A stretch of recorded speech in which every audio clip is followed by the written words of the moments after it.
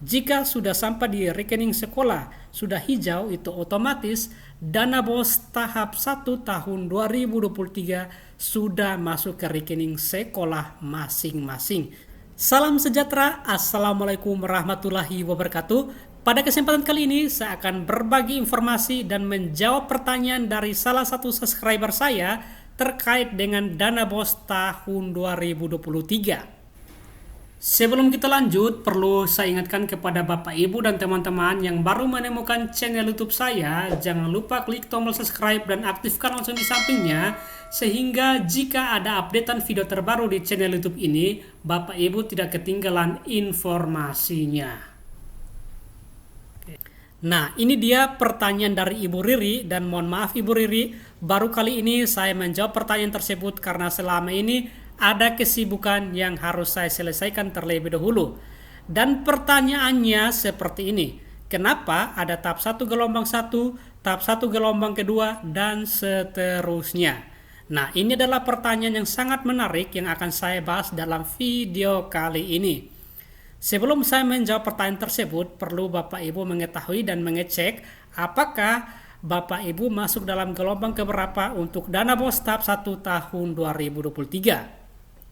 Nah, untuk cara mengeceknya, silakan Bapak Ibu kunjungi laman bos.kemdikbud.go.id. Setelah itu login menggunakan akun Dapodik sekolah masing-masing. Setelah berhasil, Bapak Ibu klik pada daftar penyaluran. Maka disinilah Bapak Ibu bisa mengetahui apakah masuk dalam gelombang keberapa untuk dana BOS tahap 1 tahun 2023. Nah, contoh untuk sekolah saya di sini kami masuk dalam gelombang kedua. Maka di sini saya akan menjawab mulai dari tahap 1 gelombang ke-1. Nah, mengapa ada sekolah yang masuk dalam tahap 1 gelombang ke-1? Karena di rekening sekolahnya saldonya 0. Mengapa demikian? Karena salah satu syarat untuk menyalurkan dana BOS dari Kementerian Keuangan, syaratnya itu rekening sekolah saldonya harus 0. Jika saldonya masih ada, maka kita akan dikelompokkan ke gelombang selanjutnya.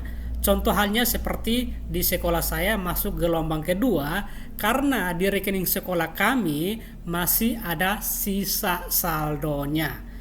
Sisa saldo itu berupa dana silva di tahun sebelumnya ataupun bisa berupa bunga bank. Dan di rekening sekolah kami ternyata ada sisa saldonya dari bunga bank sebesar 9.000 lebih. Hal itulah yang memicu kami masuk dalam gelombang kedua karena masih ada sisa saldo di rekening sekolah. Nah, ini juga berlaku untuk sekolah-sekolah yang lain. Jika masih ada sisa saldo, maka kita masuk dalam gelombang selanjutnya. Misalnya ada gelombang kedua, ketiga, dan gelombang selanjutnya untuk dana BOS tahap 1 tahun 2023. Nah, bagaimana cara kita mengatasi jika kita masih ada sisa saldo di rekening sekolah?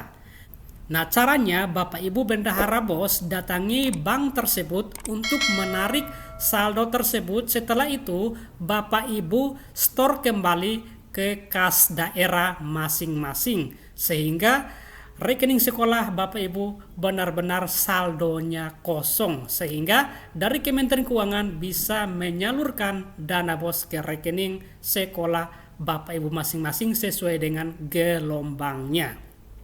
Nah, di sini saya contohkan di sekolah kami, sebelum kami menarik saldo bunga bank yang 9.000 lebih itu di bank, di bagian status salur di sini yang masih hijau adalah persiapan salur.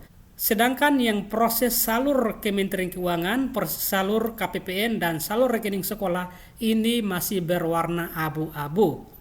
Itu memang dikarenakan saldo di bank masih ada. Sehingga setelah kami menarik saldo bunga bank dan menstore kembali ke kas daerah, maka 1 minggu kemudian untuk proses salur Kementerian Keuangan, proses salur KPPN dan salur rekening sekolah ini sudah hijau semua.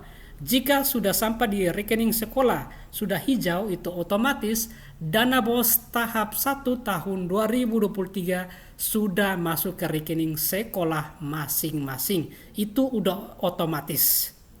Jadi langkah selanjutnya Bapak Ibu akan mencairkan uang tersebut. Tentunya untuk proses pencairan ini, Bapak Ibu harus menyelesaikan terlebih dahulu RKAS-nya. Jika RKAS-nya sudah disahkan oleh tim bos dinas, maka langkah selanjutnya baru tim bos dinas memberikan rekomendasi untuk mencairkan dana bos tahap 1 tersebut.